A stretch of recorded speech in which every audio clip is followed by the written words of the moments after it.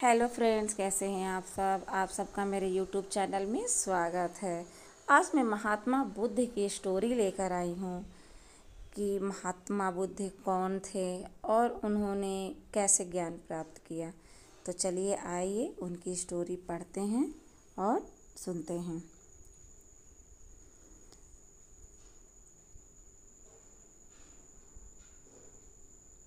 2000 साल से भी पहले एक अमीर राजा और एक सुंदर रानी एक महल में रहते थे। उनके महल के पीछे बर्फ से ढके हिमालय के पहाड़ थे। वहाँ की पिघलने वाली बर्फ नीचे के मैदानी इलाकों में ताज़ा पानी भेजती थी। मीठे आम के पेड़ के जंगल रंग बिरंगे पक्षियों के गीतों से भरे थे। वहाँ के खेत धान से लदे थे, इसलिए राजा के सभी लोगों के पास पर्याप्त भोजन था। राजा और रानी के पास दुनिया में एक बच्चे को छोड़कर बाकी सब कुछ था। अपने सभी आशीर्वादों के साथ भी वे खुश नहीं थे, क्योंकि उनकी एक बच्चे की बड़ी प्रबल इच्छा थी। एक रात रानी को एक विचित्र स्वप्न आया कि बर्फ की तरह एक सफ़ेद हाथी, जिसकी सोने जैसी आंखें और चांदी के चमकने वाले दांत थे, एक ऊंचे पहाड़ से नीचे आया। उसकी सूंड में एक कमल का फूल था और वो जोर से चिंघाड़ता हुआ रानी की ओर दौड़ा। रानी डर गई, लेकिन सुंदर हाथी अचानक से रुका और उसने रानी को कोई नुकसान नहीं पहुंचाया। जब वह सुबह उठी तो रानी ने सपने का अर्थ समझने के लिए राज्य के सबसे बूढ़े और समझदार साधु को पहाड़ से उसकी गुफा से बुलवाया।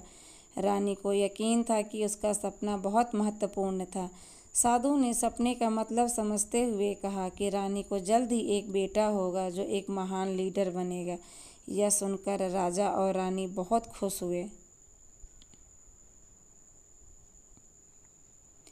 जब बच्चे के जन्म का समय निकट आया तो प्रथा के अनुसार रानी महल छोड़कर अपनी माता पिता के घर चली गई। लेकिन अभी वो ज़्यादा दूर नहीं गई थी। जब रानी और उनकी दासियां फूल के पेड़ से भरे जंगल से गुजर रही थीं, तभी छोटे राजकुमार का जन्म हुआ। उसके बाल रात की तरह काले और चमकदार थे। उसकी त्वचा सुबह के सूरज की तरह गहरे सोने जैसी चमक रही थी। जैसे ही वह पैदा हुआ, हाथियों का एक जोड़ा आया और उन्होंने बच्चों को अपनी सूंड से गर्म फिर ठंडे पानी से नहलाया। वृक्षों से सुगंधित फूल गिराकर उसे ढक दिया। छोटे बच्चे का रोना उतना ही मधुर था जितना कि उसके चारों ओर गाते हुए पक्षी का कलरव था। उसका नाम सिद्धार्थ गौतम था।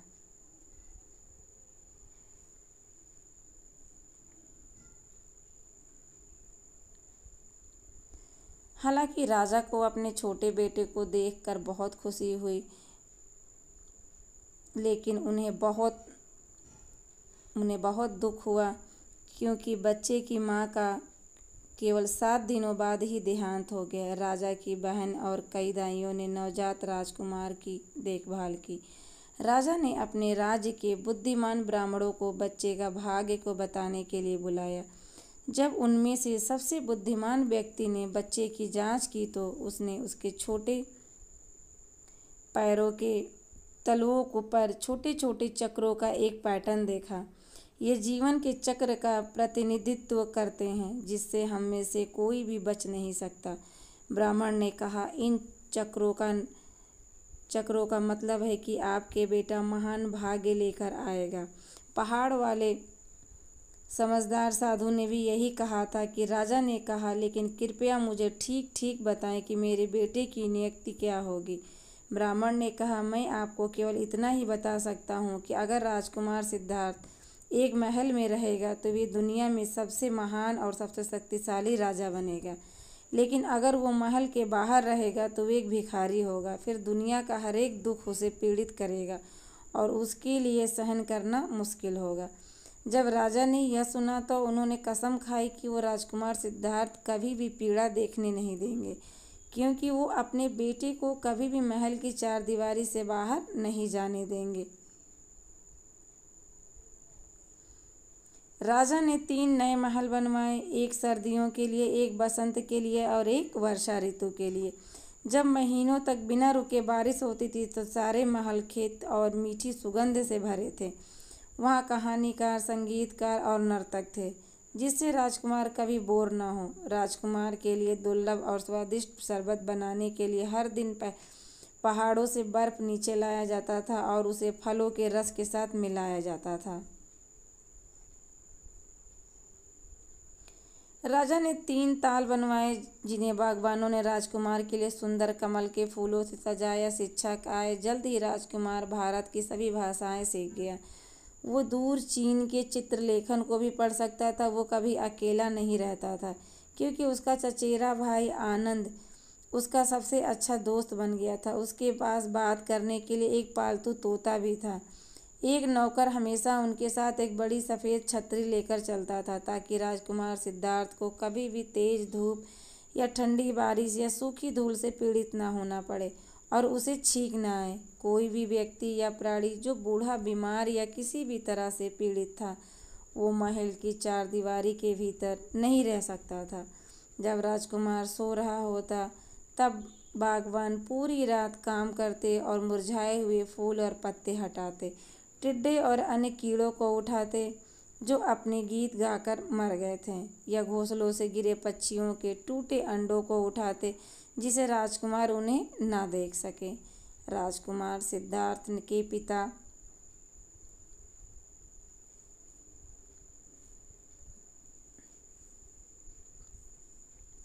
उन्हें एक घोड़ा और रथ दिया। साथ में चन्ना नाम के एक अच्छे व्यक्ति को उनका सारथी नियुक्त किया। राजकुमार और चन्ना विशाल महल के उद्यानों में चारों ओर घूमते थे, जो एक शहर से सामान विशाल था, लेकिन महल के बाहर जाने वाले द्वार उनके लिए हमेशा बंद रहता था। राजकुमार ने अपने पिता से उसे बाहर जाने देने की विनती की। अंत में राजा को हाँ कहना पड़ा, क्योंकि उन्होंने बाहर एक शानदार पार्क बनवाया था, जिसमें दुनिया का तमाम अजूबे भरे हुए थे। पर पार्क पहुंचने के लिए राजकुमार सिद्धार्थ को शहर से होकर गुजरना पड़ता। राजा अत्यंत सावधान था कि उसके शहर के सभी घरों के चमकीले रंग से रंगवाया था, मरे पौधों और स्वस्थ पौधों से बदला गया था। नगर के सभी लोगों को नए कपड़े और खाने के लिए पर्याप्त भोजन दिया गया था। राजा ने उन्हें अपने सभी बूढ़े और बीमार लोगों को अंदर छुपाने का आदेश दिया था। जब राजकुमार सिद्धार्थ सड़क से होकर गुजरे तो सभी युवा, स्वस्थ, अच्छे दिखने वाले लोग और अनेक बच्चों को मुस्कुराना और खुश होना अनिवार्य था। लेकिन सड़क पर राजकुमार ने अचानक एक आदमी की झुकी हुई रीढ़ और बेद के साथ चलते देखा। उसके सफ़ेद एकदम बाल थे। उस आदमी के बाल इतने कम और अजीब रंग के क्यों थे कि जो सीधा और लंबा क्यों नहीं खड़ा हो पा रहा था। राजकुमार ने चन्ना से पूछा, वो आदमी बहुत बूढ़ा और लंगड़ा है। सारथी ने उत्तर दिया, हम सब लोग एक दिन वैसे ही होंगे।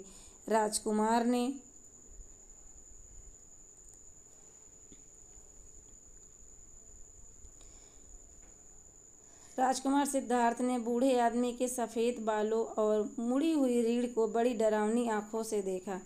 क्या तुम भी किसी दिन ऐसे ही बूढ़े हो जाओगे? क्या मेरा भी यही हाल होगा? और मेरे पिता का क्या? आनंद का भी उसे चन्ना से पूछा। हाँ, हम सब में से हर इंसान बूढ़ा होगा महाराज, यहाँ तक कि आपका घोड़ा भी, सारथी ने उत्तर दिया। वे कुछ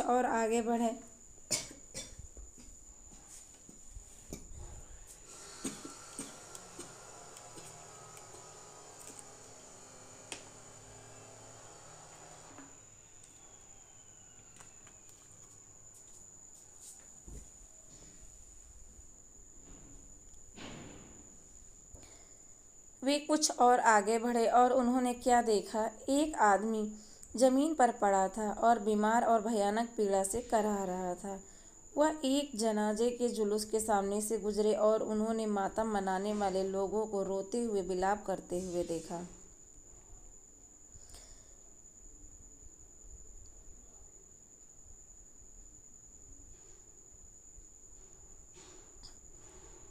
उस दिन राजकुमार सिद्धार्थ को वृद्धावस्था, बीमारी और मृत्यु के बारे में पता चला, जैसा कि सबसे बुद्धिमान ब्राह्मण ने कहा था। वह देखकर राजकुमार का हृदय में करुणा से भर गया। उस दिन उन सभी लोगों के लिए दुख से भर गया जो इस प्रकार पीड़ित थे। क्या बुढ़ापे, बीमारी और मृत्यु से बचने का कोई उपाय नहीं है? राजकुमार ने चन्ना से पूछा। नहीं, सारथी ने कहा, हम सभी एक दिन मर जाएंगे, लेकिन मृत्यु भी हमारे दुखों को समाप्त नहीं कर पाएगी। जीवन का पहिया घूमता रहेगा और हम सभी उसमें फंसे रहेंगे। हम में से प्रत्येक का किसी न किसी रूप में पुनर्जन्म होगा, चाहे वह मनुष्य के रूप में हो या पशु के रूप में। केवल वे जो निर्वाण प्राप्त करेंगे वे सभी चीज़ों में सच्चाई देख सकेंगे। केवल उन्हें ही जीने, पीड़ित होने, मरने और उसी के लिए दोबारा पैदा होने की ज़रूरत नहीं होगी। तब राजकुमार सिद्धार्थ ने एक भिखारी को देखा जो एक साधु भी था। राजकुमार ने उस व्यक्ति की आंखों में शांति देखी। चन्ना ने उससे क्या कहा था कि उसने उस दिन क्या देखा, उस सब के बारे में उसने गहराई से सोचा। क्या दुख को समाप्त करने का कोई रास्ता नहीं? लेकिन राजकुमार ने अपने सोच के बारे में किसी को बताया नहीं। मारा नाम का एक शैतान था जो बिना बताए ही जान गया था कि राजकुमार क्या सोच रहा था। उसने देखा कि राजकुमार सिद्धार्थ के दिल में दूसरों की पीड़ा के लिए कितनी करुणा थी, वह कितने चिंतित थे। मारा बेहद दुष्ट था। उसे दूसरों की पीड़ा देखने से बढ़कर और कुछ भी अच्छा नहीं लगता था। मारा ने राजकुमार को पीड़ा को समाप्त करने का रास्ता खोजने से रोकने के लिए हर संभव प्रयास करने का अपना मन बनाया। राजकुमार सिद्धार्थ की जैसे जैसे दुनिया में हर एक चीज़ के लिए करुणा गहरी और गहरी होती गई, वैसे वैसे वो दुखी होते गए। और जब राजा ने देखा कि उनका पुत्र इतनी दौलत होने के बावजूद भी उदास और सोच में डूबा रहता है, उन्हें लगा कि शायद राजकुमार अकेला महसूस करता होगा। उसकी शादी कर देनी चाहिए। एक पत्नी निश्चित रूप से राजकुमार को खुश करेगी। महल में सुंदर राजकुमार से मिलने के लिए पूरे देश की सबसे चतुर, सबसे अमीर और सबसे खूबसूरत युवा महिलाओं को आमंत्रित किया गया। प्रत्येक को राजकुमार सिद्धार्थ ने एक कीमती गहना दिए, लेकिन उसने उनमें से किसी को भी शादी के लिए नहीं चुना। उससे उसके पिता बहुत निराश हुए। लेकिन तभी एक राजकुमारी देरी से आई। राजकुमार के पास उस राजकुमारी को देने के लिए कोई गहना नहीं बचा था। लेकिन राजकुमार सिद्धार्थ को तुरंत यह पता चल गया कि वो उस युवती से शादी करना चाहता था।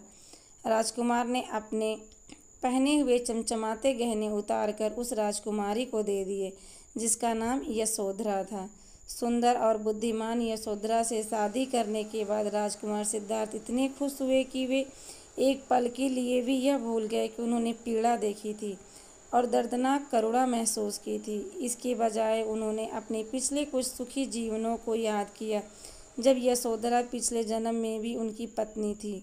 उन्होंने विशेष रूप से खुशहाल उस जीवन को याद किया जब वह हरे भरे जंगल में घूमते हुए एक बाघ थे और यशोधरा उनकी साथी थी। उसे फिर से पाकर राजकुमार बहुत खुश थे। एक शाम राजा ने हमेशा की तरह एक दावत दी। कलाइयों और पैरों से झंझनाती सुनहरी घंटियों वाली सैकड़ों नृत्यांगनाएं देर रात संगीत पर अपनी सुंदर भुजाओं को घुमाती और गोल गोल घुमाती रहीं। लेकिन जब नृत्य बंद हो गया, सभी लोग बिस्तर पर सोने चले गए, तब राजकुमार सिद्धार्थ बेचैन हुए। उन्हें नींद नहीं आई और वो महल के हॉल में घूमते रहे। जब वो बड़े हॉल में पहुंचे तो उन्होंने देखा कि सैकड़ों नाचने वाली लड़कियां फर्श पर पसीने से तर और थकी हुई थीं। उनमें से कुछ दर्द से कराह रही थीं, अपने पैरों और पीठ को दबा रही थीं। इतने अधिक नाचने से दुख रही थी। राजकुमार ने उनके लहूलुहान और छल्लेदार पैर देखे। फिर से राजकुमार सिद्धार्थ ने पीड़ा देखी। उन्हें अपार दया और करुणा महसूस हुई। अब उन्होंने फैसला किया कि उन्हें अपने पिता के महल को छोड़ना होगा। दुख को ख़त्म करने का रास्ता खोजने के लिए असली दुनिया में जाना होगा। एक दर्दनाक फैसला था, क्योंकि यशोधरा ने हाल ही में एक बच्चे को जन्म दिया था। लेकिन इसके बावजूद राजकुमार सिद्धार्थ ने चन्ना को अपना घोड़ा और रथ लाने का आदेश दिया। वो अब महल में और अधिक रहना सहन नहीं कर सकते थे। उन्होंने अपने पिता के सोते हुए छोड़ने का निश्चय किया। महाराज, निश्चित रूप से आप जानते हैं कि राजा ऐसा नहीं होने देंगे, चन्ना ने कहा। इसलिए मुझे तब जाना होगा जब पिताजी सो रहे हों। राजकुमार ने कहा, लेकिन मेरे भगवान, आप क्यों जा रहे हो? जो भी चीज़ आप चाहते हैं वो यहाँ उपलब्ध है। राजकुमार ने कहा, दुख को समाप्त करने का रास्ता खोजने के लिए मुझे दुनिया में जाना ही होगा। अब जल्दी से मेरा घोड़ा लाओ। और चन्ना ने वैसा ही किया जैसा राजकुमार ने उसे आज्ञा दी।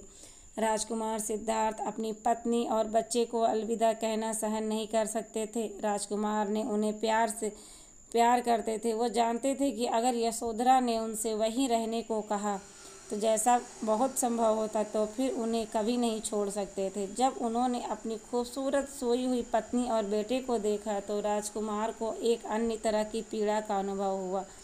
वो जिन्हें प्यार करते थे उनके साथ न रहने का भी छोड़। तब राजकुमार को एहसास हुआ कि प्यार भी बुढ़ापे, बीमारी और मौत की तरह दुख का कारण बन सकता है। मूर्ख, तुम एक महान और धनी राजा हो सकते हो, सारी दुनिया के शासक। जैसे ही चन्ना ने घोड़े की बागडोर संभाली, मारा ने फुफकार मारी, लेकिन राजकुमार सिद्धार्थ ने अपनी आंखें लगातार आगे रखीं। उस दुष्ट की ओर कोई ध्यान नहीं दिया। किसी चमत्कार से राजा को जगाए बिना, कोई आवाज़ किए बिना महल के द्वार खुल गए। घोड़ों की टापें और रथ के पहियों भी शांत थे, क्योंकि राजकुमार सिद्धार्थ चांदनी में बाहर निकल रहे थे। रथ के पहिए जहाँ भी लुढ़के वहाँ तुरंत फूल का मार्ग खिल गया। रथ तेजी से लुढ़कने लगा और मारा उसके साथ नहीं रह सका।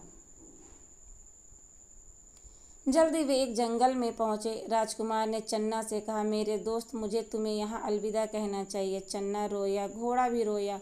वो राजकुमार के पैर चूमने के लिए घुटने के बल टिका। राजकुमार अपने राजसी वस्त्र और आभूषण उतार कर जंगल में चले गए, जहाँ उनकी भेंट एक शिकारी से हुई।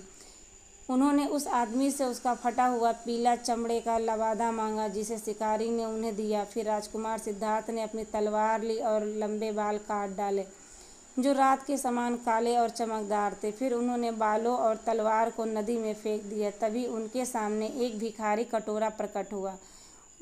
वो अब राजकुमार सिद्धार्थ नहीं थे, वो अब केवल गौतम थे, एक साधारण भिखारी। जैसे कि सबसे बुद्धिमान साधु ने भविष्यवाणी की थी कि जब ऐसा हुआ तो मारा पहले से ही कहीं अधिक भयभीत हुआ। उसे लगा कि गौतम लोगों की पीड़ा को समाप्त करने का एक तरीका खोजने में सफल होंगे। यदि ऐसा होगा तो मारा की जिंदगी हराम हो जाएगी। मेरी बात सुनो, अपने पिता के महल में वापस जाओ। क्या मैंने तुमसे नहीं कहा, तुम जल्द ही अब तक मशहूर, सबसे महान और सबसे अमीर राजा बनोगे, पूरी दुनिया में सबसे शक्तिशाली राजा। मारा ने एक बार फिर फुफकारा, लेकिन फिर से गौतम ने उस पर कोई ध्यान नहीं दिया। गौतम पहाड़ी पर एक गुफा में गए, जहाँ एक साधु रहता था। यहाँ 5 और युवक उनसे सीखने आए। साधु ने कहा था कि उन्हें खुद को भूखा रखकर पीड़ा में रहना चाहिए, क्योंकि सत्य प्राप्ति का वही एक मात्र तरीका था। गौतम ने वैसा ही किया जैसा साधु ने बताया। वो तब तक बैठे वहाँ जब तक कि उनका पीला वस्त्र मैला और सड़ नहीं गया। उनकी हड्डियाँ सख्त हो गईं और उन पर दर्द होने लगा, और वो जल्द ही एक कंकाल जितने पतले दुबले हो गए। उनकी सुनहरी त्वचा सुस्त और धूल से भर गई। उनकी आंखें उनकी खोपड़ी के खोखलों की गहराई में डूब गईं। हालांकि वे अभी भी किसी तारे की तरह चमकती थी, लेकिन गौतम ने उस सत्य खोजने का सही तरीका नहीं सीखा। बल्कि उन्होंने निश्चित रूप से दर्द और पीड़ा सहना करना जरूरी समझा। अब गौतम समझ गए कि सत्य का मार्ग बहुत ही अधिक आनंद तो नहीं था जो उन्होंने अपने पिता के महल में सीखा था, और ना ही सत्य का मार्ग बहुत अधिक पीड़ा का। उन्हें लगा कि एक और रास्ता है, सुख और दर्द की पीड़ा का एक मध्य मार्ग था। पास के एक गांव में रहने वाली एक लड़की आई। उसने भूखे भिखारी गौतम को कुछ मीठे चावल और खीर खिलाई। उसने उसके मलाई से बनाई थी। खाना खाने के बाद मांस ने गौतम की हड्डियों को फिर से ढक लिया। उनकी सुनहरी त्वचा फिर से चमक उठी। गौतम खड़ा हुआ और वहां से चल दिया, जबकि अन्य 5 युवकों ने उनका मजाक उड़ाया। गौतम को देखो, उन्होंने कहा, देखो वो हमारी तरह पीड़ित होने से कैसे डरता है। हाँ, उसमें से एक साधु होने तक का साहस नहीं है। लेकिन गौतम ने भिखारी का कटोरा लेकर अवश्य भोजन को भीख मांगते हुए अपना सफ़र जारी रखा।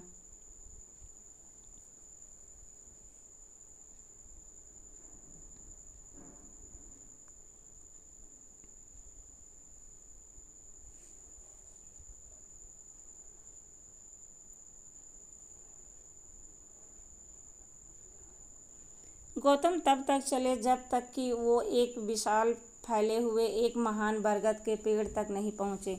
वह पेड़ की शाखाओं के नीचे बैठ गए। उन्होंने अपने पैर मोड़ लिए, अपने हाथों को जांघों पर रखा, अपनी पलकें नीचे कीं और ध्यान में मग्न हो गए। उन्होंने महल में अपने जीवन पर ध्यान केंद्रित किया, वह सब जो उन्होंने अपने कई जन्मों में जाना था, वह सब जो उन्होंने कभी नहीं जाना था। जब कई जन्मों में जाना था वो सब जब उन्होंने कभी नहीं जाना, तब उन्होंने समझ में आया कि जिस चीज़ की शुरुआत होती है उसका अंत भी होना चाहिए। उन्होंने देखा कि कैसे हर चीज़ का अपना धर्म और सत्य होता है और ब्रह्मांड में हर चीज़ में परिवर्तन है। जैसे जैसे उन्होंने ध्यान और केंद्रित किया, गौतम की सभी चीज़ें अर्थ समझ में आने लगा। इस समझ से उन्हें शक्ति प्रदान की। उन्हें अब पीड़ा महसूस नहीं हुई। उनका ज्ञान इतना महान था कि अंत में वो मुस्कुराए।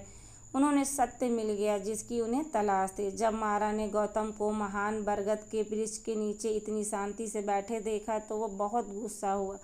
उन्होंने गौतम को डराने के लिए भयानक राक्षसों को भेजा। राक्षसों ने गौतम पर छलांग लगाई, वह चिल्लाए, उन्होंने भयानक चेहरे बनाए, लेकिन गौतम ने उनकी उपेक्षा की। उन्होंने गौतम पर पत्थर फेंके, लेकिन गौतम से टकराते ही पत्थर कोमल फूल में बदल गए। अंत में गौतम ने अपनी हथेली को शांति से लेकर दृढ़ता से पृथ्वी पर रखा और जमीन फट गई। मारा के सभी कुरूप राक्षस पृथ्वी के अंदरी दरार में गिरकर लुप्त हो गए। इसके बाद मारा ने गौतम को लुभाने के लिए अपनी खूबसूरत बेटियों को उनके पास भेजा, लेकिन शांतिपूर्वक भिखारी ने उन पर कोई ध्यान नहीं दिया। तब मारा ने भयानक आंधी भेजी। महान बरगद के पेड़ की मोटी हरी पत्तियों के माध्यम से बारिश और ओले गिरे, लेकिन नागों का राजा आया और उसे गौतम को सुरक्षित रूप से घेर लिया। सांप का चौड़ा चपटे फन ने गरीब भिखारी का बारिश से बचाया, ठीक उसी तरह जैसे कि उसके पिता के बगीचे में सफ़ेद छाता करता था। इस बार मारा ने हार मान ली। बरगद के पेड़ के नीचे बैठने के 7 सप्ताह बाद गौतम ने ज्ञान प्राप्त किया, ऐसा प्रकाश जो सभी चीज़ों में सत्य दिखता था। उन्होंने नियंत्रण प्राप्त किया, निर्वाण प्राप्त किया और शांति पाई।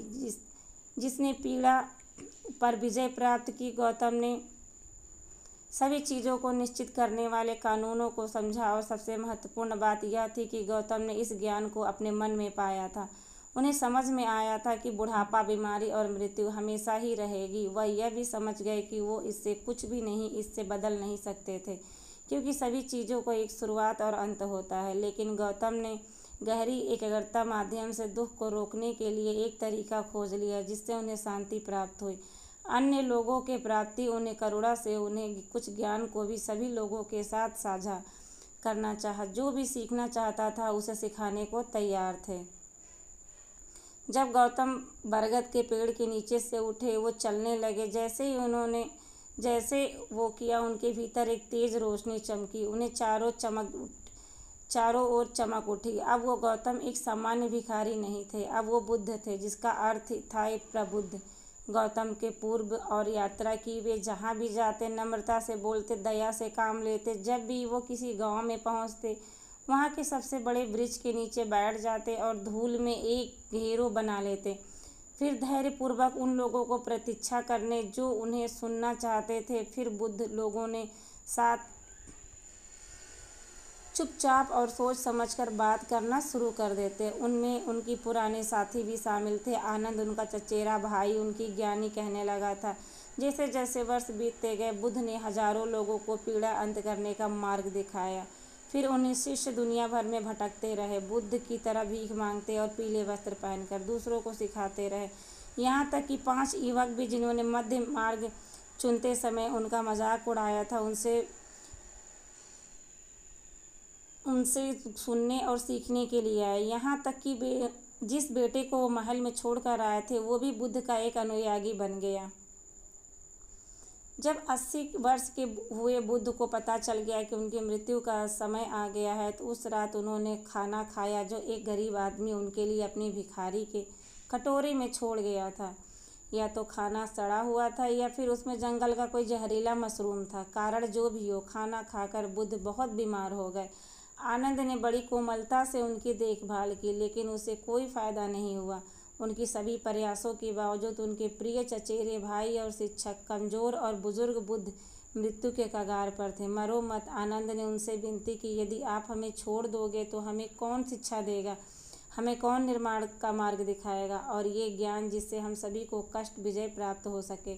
बुद्ध मुस्कुराए, जब मैं मर भी जाऊं तो दुखी मत होना मेरे दोस्त, याद रखना सभी चीज़ों को कमी शुरू हुई थी, उनका अंत भी जरूर होगा। और क्या मैंने आपको यह नहीं सिखाया कि निर्वाण का एकमात्र तरीका आपके खुद के भीतर है और आपको उसे खुद अपने लिए खोजना होगा। आनंद ने सिर हिलाया। बुद्ध ने कहा, अपने भीतर चमकने वाली प्रकाश के लिए जलाए रखो, क्योंकि यही तुम्हें सत्य की ओर ले जाएगा। फिर उन्होंने मुस्कुराते हुए आखिरी बार अपनी आंखें बंद कर ली और निर्वाण प्राप्त किया। उनका धर्म पूर्ण हो गया था, उनका काम पूरा हो गया था और गौतम बुद्ध को अपने जीवन के अंतहीन चक्र को चालू नहीं रखना पड़ेगा, जिसके बारे में चन्ना सारथी ने उन्हें बहुत पहले बताया था। गौतम बुद्ध की स्टोरी आप लोगों को कैसी लगी कमेंट में करके बताइए और चैनल को लाइक और सब्सक्राइब करें। धन्यवाद।